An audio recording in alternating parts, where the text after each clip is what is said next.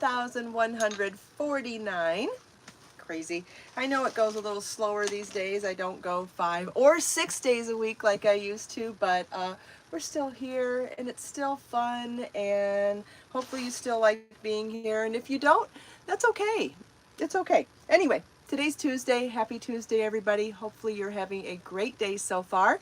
It's also the day that we dedicate the show to Shawls for Sharing, my charity initiative where we donate the proceeds of one shawl pattern every quarter, and also talk about and raise awareness for domestic violence, and also talk about just being more kind in general in our communities. And we lift each other up and inspire each other to do more and be better, right? And it makes me feel good. I know it makes some of you feel good. And if you don't like it, my goodness, no one says you have to be here. I know I've said that twice this morning, and I'm a little upset about a nasty email I read this morning, so I apologize if I'm sounding a little angry. You know what happens? Sometimes the way people say things get under your skin, right? Not always, but sometimes it does. And when people use it to add to their insults, I find that to be so offensive, and it just, and you know, and then threatening to leave. And I just think, if that's how you feel, it is time for you to go. It really is, because no matter what kind of misfortunes I have in my life, I still keep trying. I don't give up. And yes, I don't go to the beach all the time anymore. And no, I don't have a big fancy studio anymore. And no, I don't go live 6 days a week anymore. But my goodness, I'm still here and I'm still trying. And those of you that want to join me to talk about just keep moving forward no matter what life throws at you. I love the fact that you're here with me, and I love you all, and I appreciate you all so much. And you know, if that doesn't resonate with people, then this isn't the channel for them, and this isn't the website for them, and this isn't the designer for them, or whatever. And you know, part of me says I shouldn't talk about this, but part of me believes that whatever I'm going through, it's important to talk about it, because if I'm going, we're more alike than we are different. And if I'm going through it, I know some of you are going through it as well. And I just really like to set an example for how to shake things off, you know?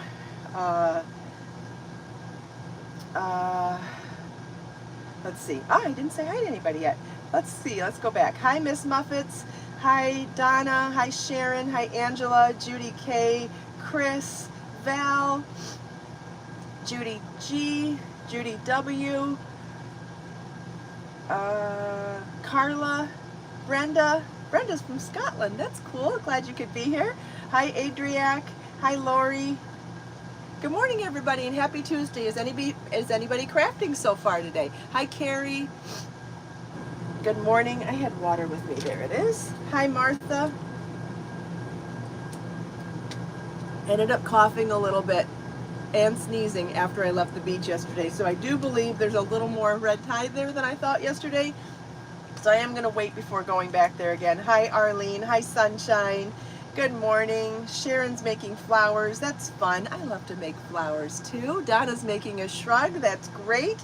Hi, Joe. Good morning. Hi, Arlene.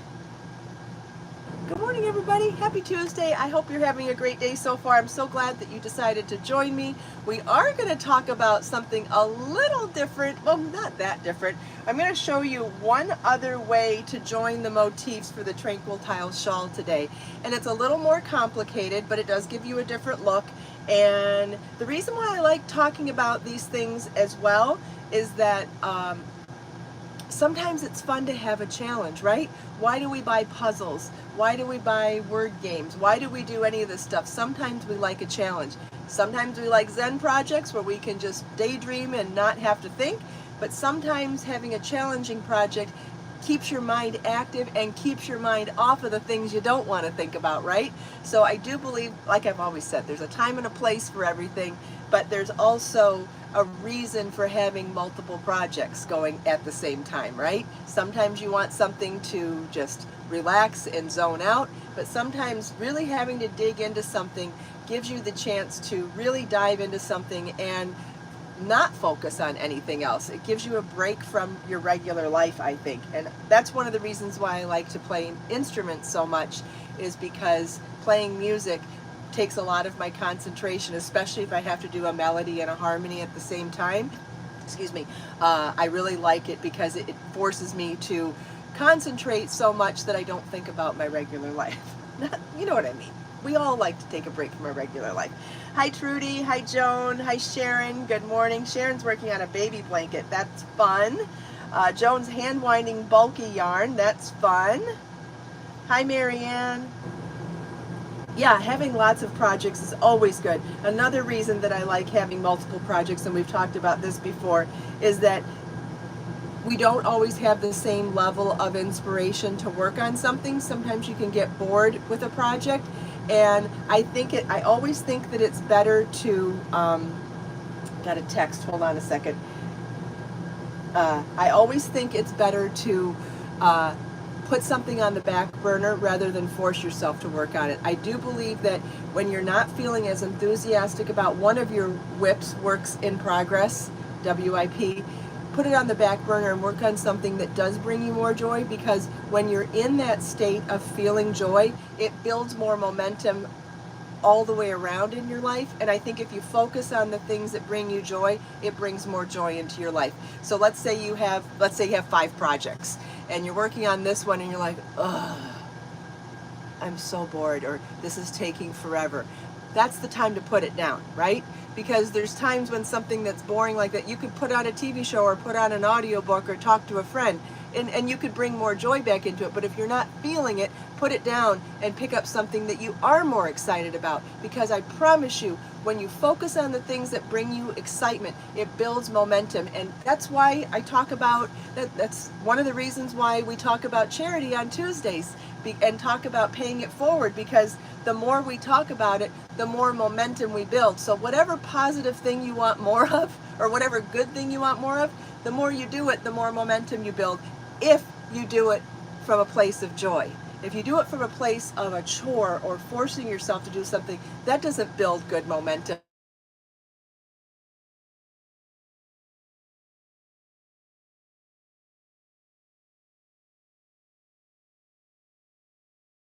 I had to decline a call.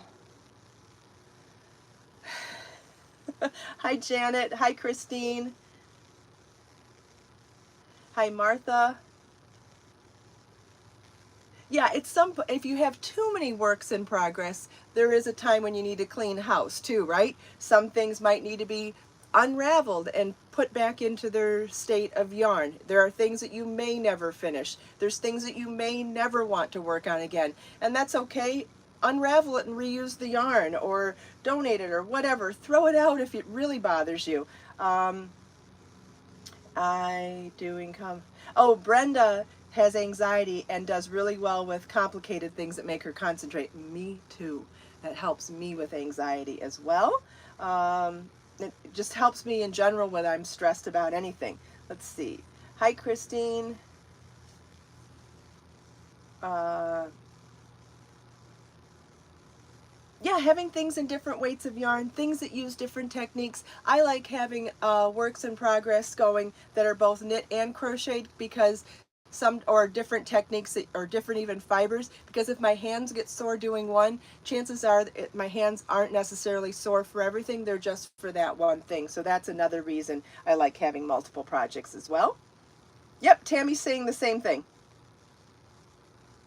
Yep, I agree 100% on that. But yeah, knitting on circulars and crocheting are two totally different things for me. And if one's making my hand sore, the other one, generally speaking, won't, unless I have, something serious going on.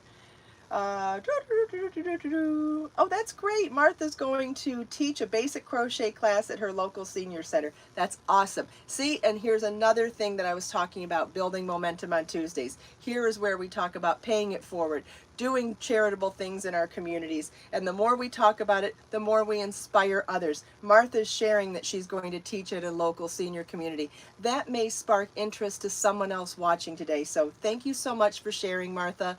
I think it's wonderful when it's not bragging when you're sharing good stuff here. It's inspiring everybody else. So please don't feel shy. It's a safe place. We've got lots of moderators. No one's going to be mean to you here.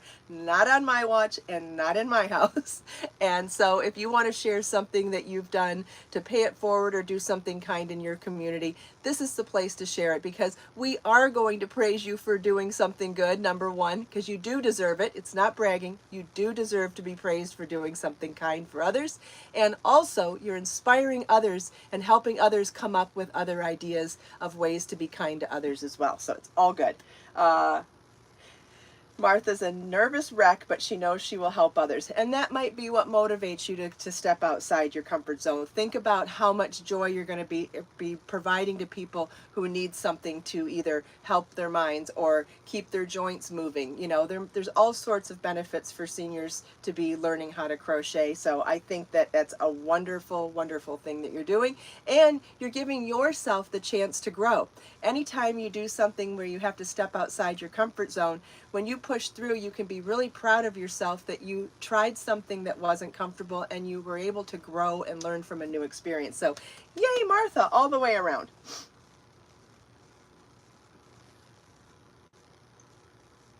Hi, Melissa. It's great to see you here, Melissa. I'm sure I'm speaking for everybody in saying that we miss you and it's so nice to see you. Yeah, I agree, Janet. Martha's doing a great thing. Absolutely. Okay. Does anybody want to add anything else on what we're talking about? Because if not, I'm going to pull out the board. I want to show you another thing that you can do with this square motif. We've talked about so many different ways that we could do this in a different formation. This is in a diamond formation with the squares, and then adding triangle half motifs at the top to create smooth lines. We've talked about doing it in regular block formation. We've talked about adding shaping by adding pentagons and hexagons. We've talked about how to join together hexagons and octagons and squares and all these other things. I've shown you how to do it offset and straight grid formation. Whenever you feel up to it, Melissa, we'd love to have you any day. And good luck at your doctor's appointment today.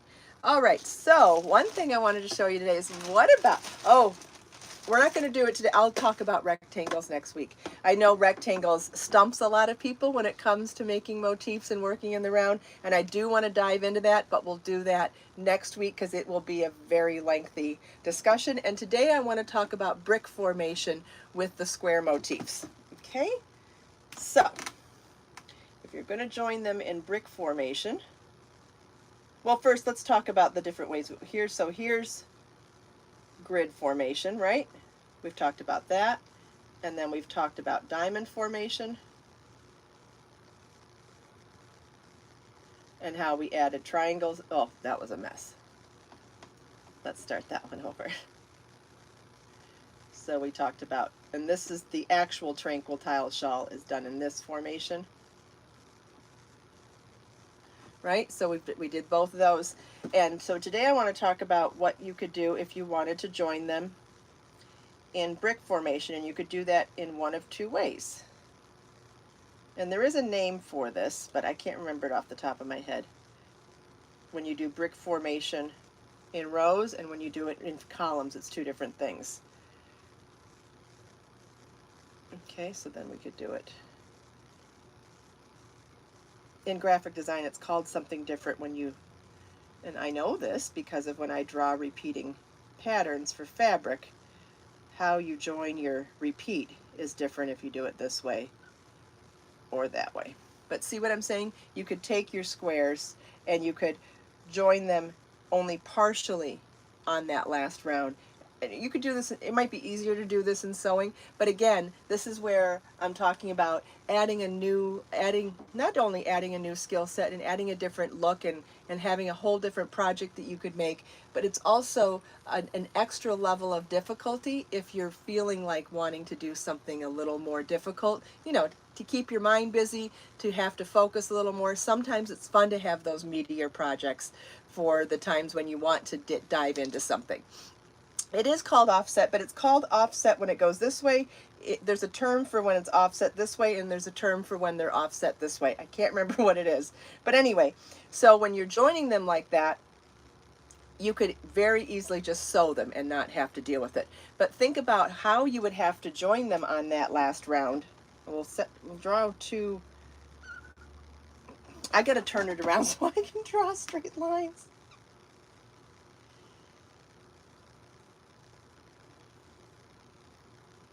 So let's just talk about the first motif that you join together, right?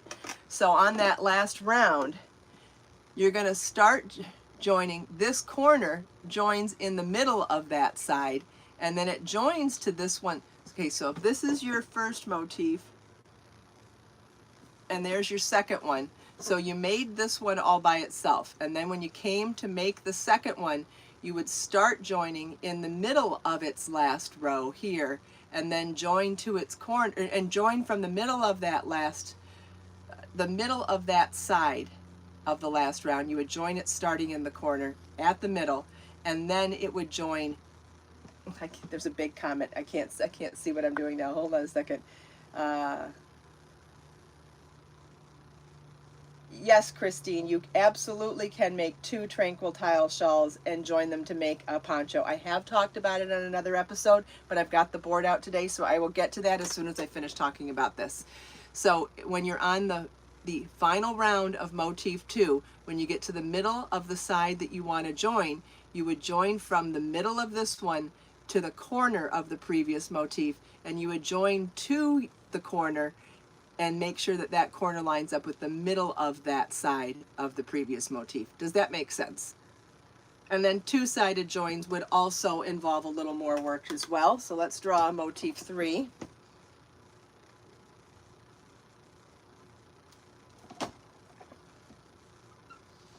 So doing this formation, motif 3 would join all across the side to motif 2, and it would join only half of the side of motif 1. And you know what's really helpful when you're doing this type of work, and it's something that I use a lot when I'm actually making garments, is I take my split ring stitch markers, you know, the ones that open and close. This kind, the locking stitch marker, and they're not split ring, they're locking. Let's get my fingers off of it. Let's pick up another one. And I use those like safety pins. It's great. They're great when you're sewing too. You know how sometimes when you're sewing, knitting and crochet, how you can lose your place by picking up too much of one fabric and not picking up enough of the other. And if you're trying to sew 2 pieces together, you'll often have a little too much left of one side and not enough of the other. A great tip for that is to use those locking stitch markers and put them in at both of the edges, and then a few midpoints along the way. And what that'll help you do is stay on track. And it would also help very much to join these and give yourself a reminder, where is the middle of that row, right? Or that side. And that would be very helpful there too. Yeah, I use stitch markers for a lot more than just stitch markers, and it's usually to pin things together very safely without damaging the fabric. I think it's a great way to see what something's going to look like before it's finished, like that dress that I'm working on. The one in here that I showed you yesterday, look at how much fabric that is already. Wow, that's the skirt and top and some yarn. So when I want to get a visual for what it's starting to look like, I'll pin the top to the skirt to try it on and see if I like where things are placing themselves. Okay, so let's go back to Christine's question. Can I take 2 triangular shawls and make a poncho? The short answer is yes, but then the second question is how? So let's do it. I'm going to turn this around. And I think the tranquil tile shawl would be gorgeous as a poncho. And if you make it, I want to see it. And here's another example of using stitch markers to figure out how wide you want your neck hole opening. So you would make, these would be the same size. I'm just drawing like crap right now. And so you would want to sew here and here, and you would want to determine how big you want your neck hole opening to be. And this is a great use of those locking stitch markers. What I would do is I would eyeball this first and do a locking stitch marker on either side of the center.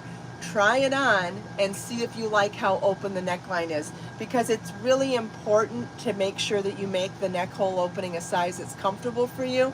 If you make it too big, it'll fall off your shoulder, and that's a good thing if you like things to fall off your shoulder like me, but if you don't like things falling off your shoulder, that's not a good thing.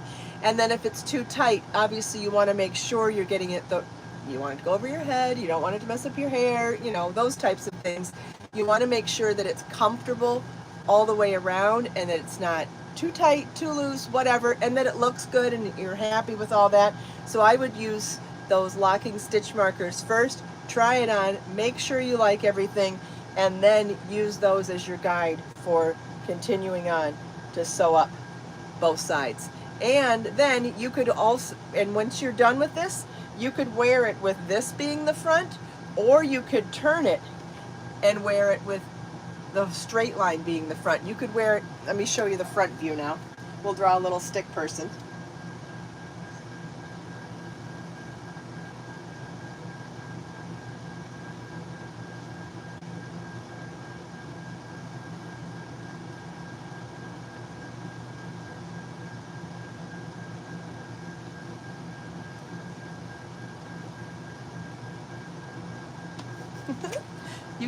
You could wear it in both ways too, because that neck hole opening will work if you turn it sideways or turn it straight, or if you do it with the point down, it'll look like that. And if you twist it and wear it just a little bit sideways, you could have it with a straight edge too. And you could also sew from here down if you wanted to on that one and make it more of like a swan show, right? You could leave an arm opening and then sew down here, and then that's more considered a swan show. And you could even add a little cuff there like I did on the Sarisa poncho. You could do that as well. Good, I'm glad, Christine. That's why I'm so glad to have the board. Hi, Angie.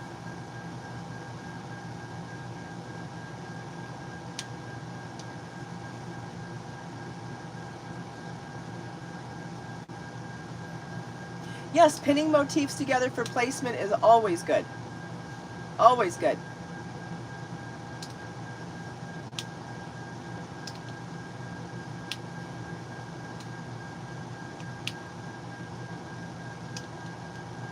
Does anybody have any questions about any of this?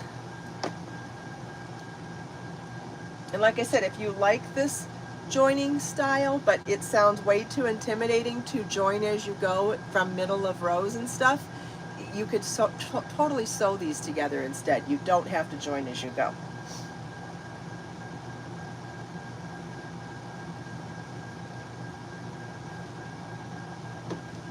And I'll hold this up if anybody wants to screenshot it too. There's this one. And then there's these.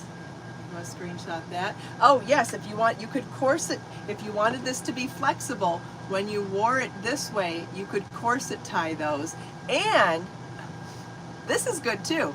If you didn't want this to always be a poncho, if you wanted to wear it as a shawl sometimes and just have two shawls and only join them when you want to wear it as a poncho, where I showed the sew lines could be corset ties with chains. You would just make a really long chain, long enough to corset tie, put a little tassel on each end, and you could temporarily turn two shawls into a poncho and then take the ties out when you want to wear it as a shawl again too.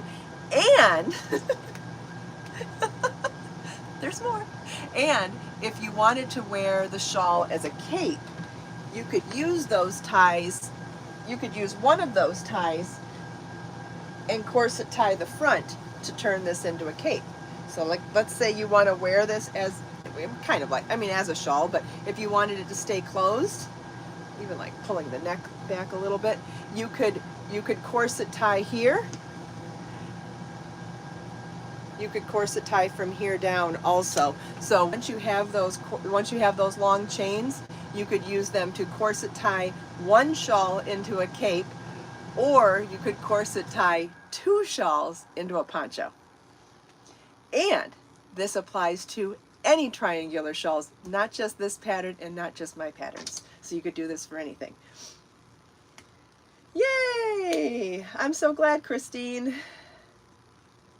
Yeah, and corset ties work the same as the stitch markers do, is that you can pull things together and see how they look. Like when I get further along, I may corset tie the skirt to the top of this dress to see if I like where the waist is hitting and that sort of thing, to see if I need to make the top longer or what have you. It's a lot quicker to do that than to sew everything together to then have to take it apart. You know what, stitch markers are not a bad thing to have in your purse. You never know when you might need it. What if the button falls off your pants? You know, what if something breaks on, what if your bra breaks when you're out and about? Who knows? There's always a reason to have tools in your purse. I always keep stuff in my purse. What was that show where they used to wasn't there a game show, Let's Make a Deal? Didn't they pick contestants based on who had some random item in their purse? Am I mixing my I might be mixing my memories. But does anybody remember that, where you would get chosen based on whether or not you had a random item in your purse? I would win those contests because I always keep things that I might need in my purse. They still do that? Okay, that's good. I keep weird, quirky tools in my purse and in my car because I always like to be prepared. So if anybody's interested, little side catering note, tomorrow night is going to be my first yacht dinner. We're going to be boarding a 68-foot yacht tomorrow. We're going to start prepping cooking today. We'll finish cooking tomorrow, finish prep cook tomorrow, then take all of the food in coolers down to a 68-foot yacht, and we're doing a 6-hour dinner cruise tomorrow night for 12 people on the boat. And Marlon will be coming as our assistant, so that's going to be fun. I asked Marlon to try to take some photos and videos because I will probably be too busy to do that, and I will share anything I can about it afterwards. I'm nervous and I'm excited. It's going to be challenging, no question.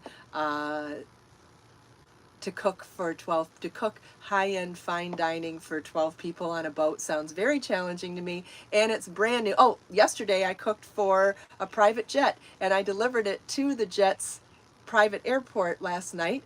We delivered food for 6 people for breakfast and lunch today on their flights. All yummy food, and that was fun. But I'm nervous and excited about tomorrow, and yeah, we'll see. It'll be great. It'll be great. We're only going in the Gulf. It can't get that rough, right? And I don't even know if I get seasick or not. I don't normally get seasick, but you know when you start worrying. So I bought non-drowsy Dramamine. If anybody has, and I'm bringing ginger candies, not just for me, but I thought, as being the server, I thought it would be very thoughtful if I brought something that might soothe some people if their tummies got upset on the boat. So I thought that was very thoughtful of me to do, and so that's why I bought them in advance. But yeah, I'm really excited, and I will share anything I can with you guys for sure. Try not to get pictures of people, but I will try to get pictures of the food, the boat, maybe of Marlon and me together. I don't know, we'll see, but I'm very excited.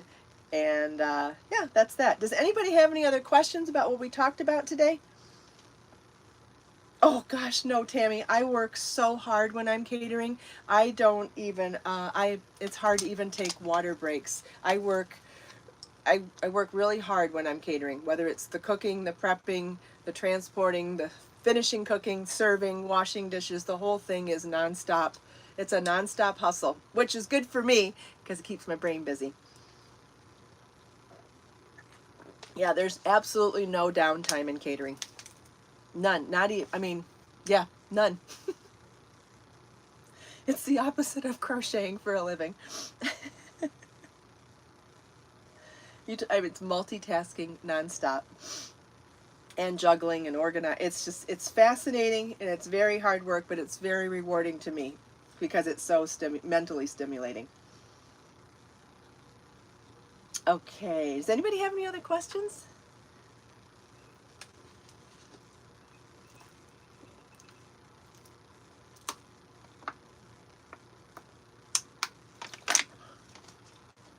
You may see that Bjorn's not here today. He is vacationing at Grandma's house. I've had to work so much lately that I feel so bad for him being left in the RV by himself. And I do think he prefers Grandma's house. She has a beautiful screened-in porch that he can go out and look out the windows lots of times during the day, and my mom's home all the time. So he has someone to sit with, and I think that he really enjoys that. So he's been staying there and staying there for a while now until my schedule slows down. Let's see. Hello, Artwork Inner.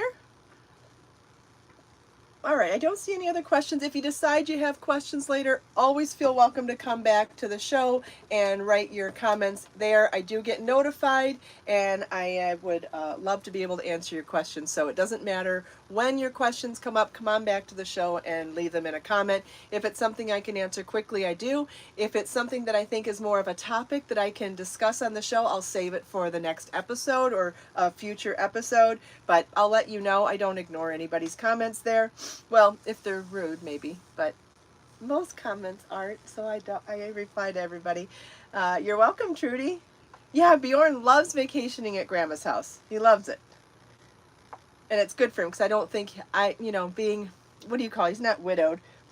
Because his brother passed, I just don't think he's used to, he doesn't know how to, I don't think he's happy being alone. I think he's happier around other people. So, yeah, I think it's the best thing for him right now.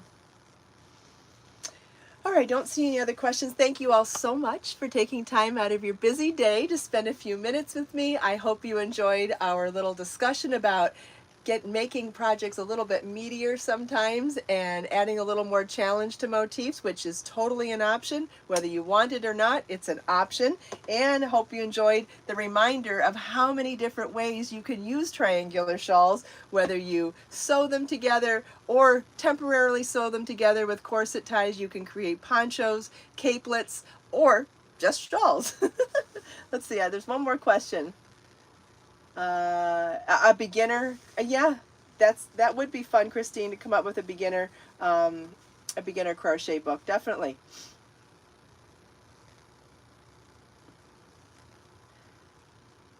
All right, if you liked today's show, give it a thumbs up. If you have any questions or comments, always feel welcome to leave them in the comments. If you like my channel, consider subscribing. And if you don't want to subscribe, that's okay too. There's no rules here other than to just be nice. That's it. Let us make time to create, share, and inspire today and every day. Thanks again, everybody. Love you all, and I'll see you soon.